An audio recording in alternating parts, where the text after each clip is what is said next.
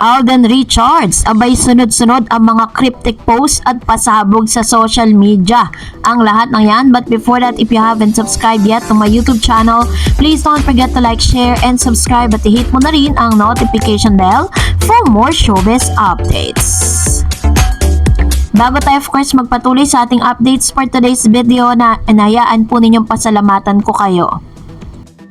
Hello Katden lovers and Katden followers, another updates tayo for today's video dahil talagang trending po ngayon si Mr. Alden Richards matapos po siyang maglabas ng mga cryptic posts sa kanyang IG. Alam niyo si Alden way back, kung babalikan lang natin dahil talagang hindi po karaniwang ginagawa ni Alden yung mga bagay na to pero dahil talagang sobrang sobrang na at stake na yung pangalan ni Alden, tas nakakaladkad pa yung name ni Miss Catherine.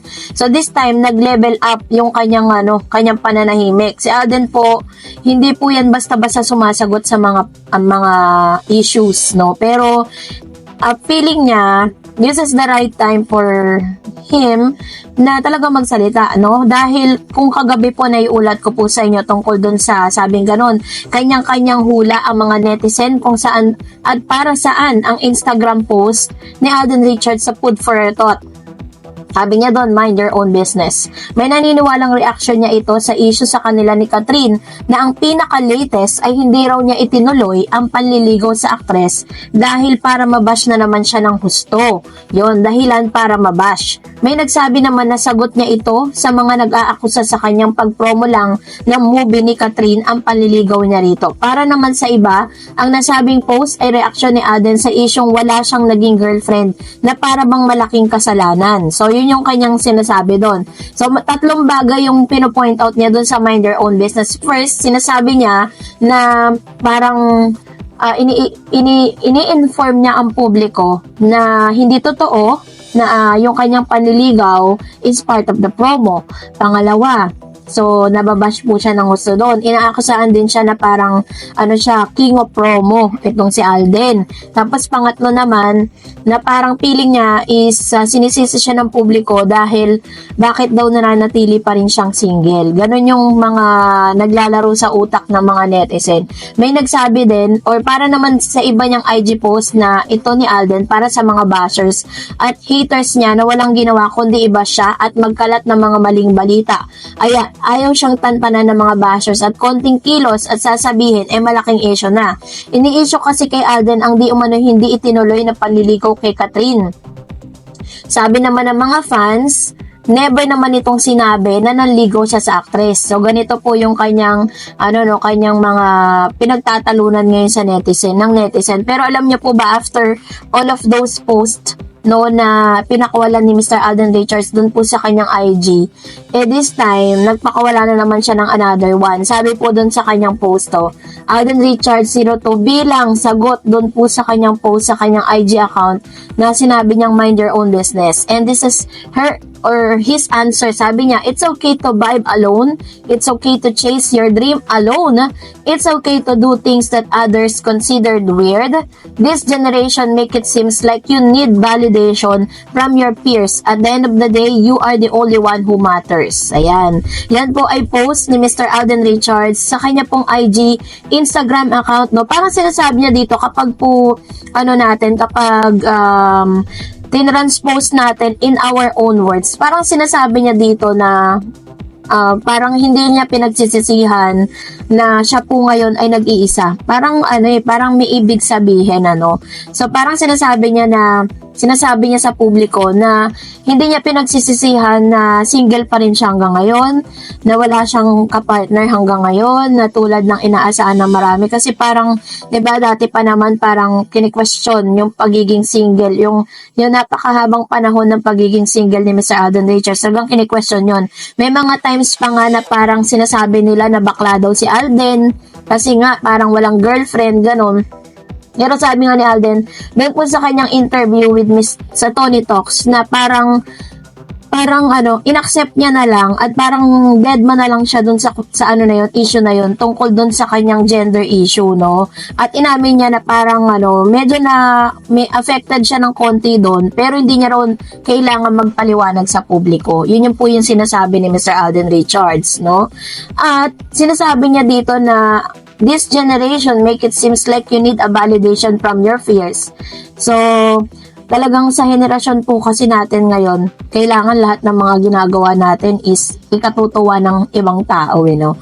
Which is, yun po yung isang bagay na iniiwasan ni Alden. Ayaw niya na someone is controlling his life, 'di ba? Kung ito po yung point of view ko with regards to this. Kasi sa mundo po kasi ng showbiz, sa mundo po nila ngayon, parang lahat po ng ginagawa nila, lagi may issue. Laging kailangan yung gagawin nila is matutuwa ba yung mga manonood, 'di ba? This time hindi eh. Sa kanila po si Miss Catherine Bernardo, ginagawa niya kung ano yung alam niya makakapagpasaya sa kanya. Sinabi sa kanya ng ilang mga bashers noon na lagi siya nakikitang umiinom. Sinasabi nila na lasengga daw si Miss Catherine, no? Na parang, hello, magiging maayos ba ang buhay ni Catherine kung puro pag-inom lang ang inaatupag niya? 'Di ba? Yun yung parang point out niya na parang gano'n naman talaga dito sa natin, sa henerasyon natin ngayon na parang lahat na lang ng galaw ng tao ini-issue, 'di ba? Kahit nga hindi mga artista, kahit doon sa personal na buhay natin, 'di ba? Sometimes is nagiging pakialamera na ang maraming tao sa paligid natin dahil lalo na kapag nakikita nila na umaangat ka na, 'di ba? Yun yung mga issue ngayon. Pero this time, yun yung issue na kinakaharap ngayon ni Alden Richards at ni Miss Catherine.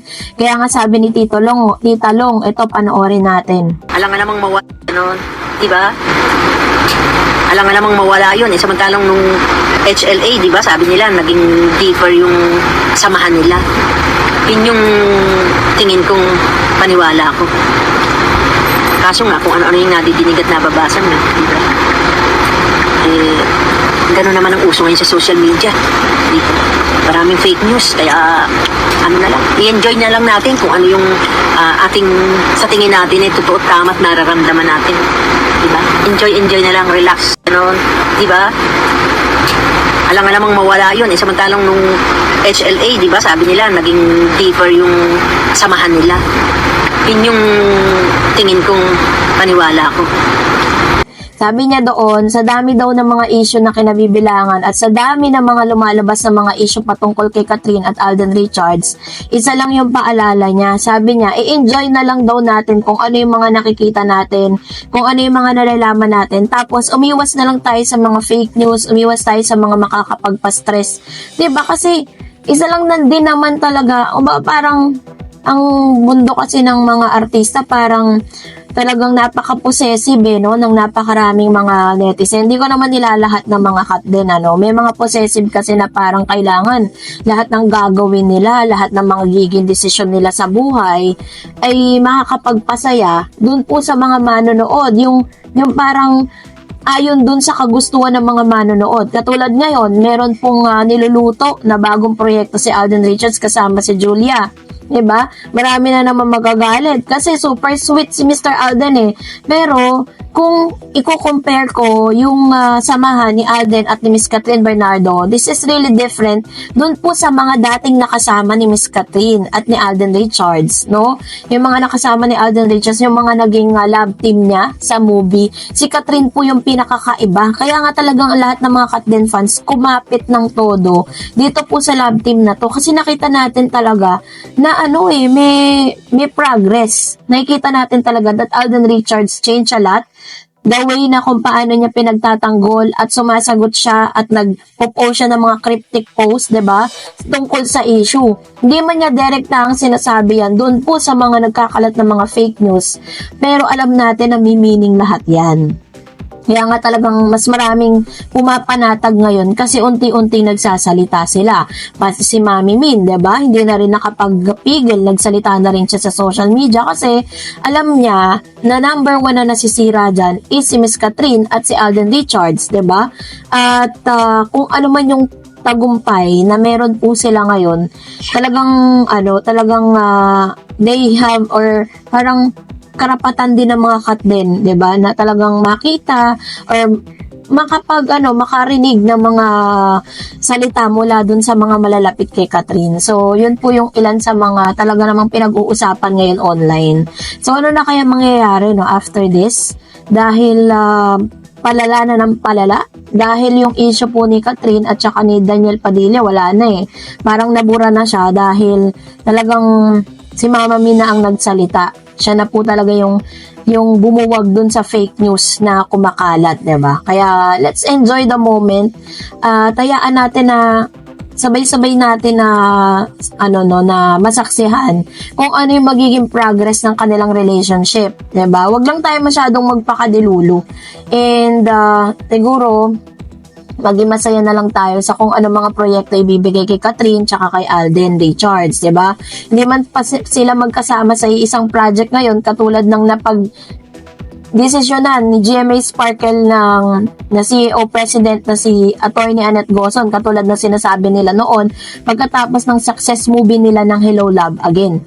So, antay lang natin kasi I know na darating din yung pagkakataon na yon. And lagi kong sinasabi, 'di ba? Na whatever na maging desisyon nila in the end, buhay nila yan eh. Ang importante, pinasaya tayo ng cut din at ang mas sasaya pa tayo lalo kung makikita natin talaga sila together at sila na yung magiging endgame, 'di ba? Yun yung gusto nating lahat. Yun po yung minimithi nating lahat. Kaya antay-antay lang tayo. Basta team panatag pa rin tayo. Hindi magbabago yung team panatag, no? Team Alden and team Catherine pa rin tayo. So, that's it for today. For more videos and updates, please don't forget to like and subscribe.